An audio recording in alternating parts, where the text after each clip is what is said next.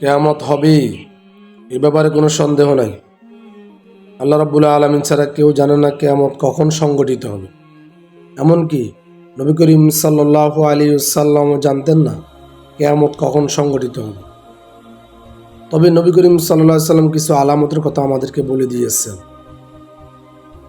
কিছু আলামতকে দুই ভাগে ভাগ করা যায়, বড় আলামত এবং ছোট আলামত, আলামতে সুগরা এবং আলামতে কুবরা। বড় আলামত 10টি আর ছোট আলামতের কোনো নির্দিষ্ট কোনো সংখ্যা নাই। ছোট আলামতগুলো ইতিমধ্যে অনেকগুলো সংগঠিত হয়েছে, তা নিয়ে আজকের আয়োজন।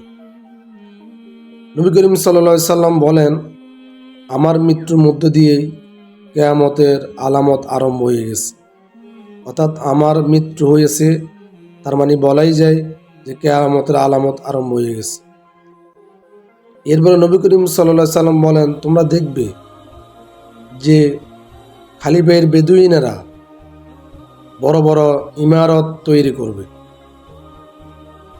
আজকে আমরা দেখতে পাই 70 থেকে 100 বছর আগে যাদের কিছুই ছিল না, তারা আজকে বড় বড় অট্টালিকা ইমারত তৈরি করতেছেন।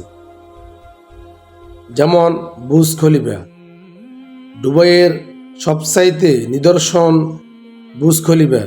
এটা থেকে বোঝা যায় যে তারা খালিফের বেদুইনেরা আজকে কত বড় বড় অট্টালিকা নিয়ে তারা প্রতিযোগিতা করতেছেন।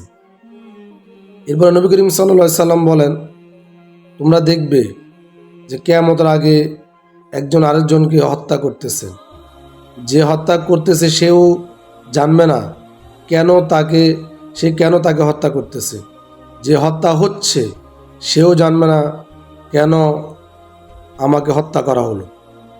নবী করিম সাল্লাল্লাহু আলাইহি সাল্লাম এরপরে বলেন, মসজিদগুলো হবে রাজপ্রাসাদের মতো। আমরা আমাদের চতুর্দিকে দেখতে পাই মসজিদগুলা আল্লাহর নবী সাল্লাল্লাহু আলাইহি সাল্লামের নির্দেশ অনুযায়ী মসজিদ হবে সাদামাটা, সাধারণ।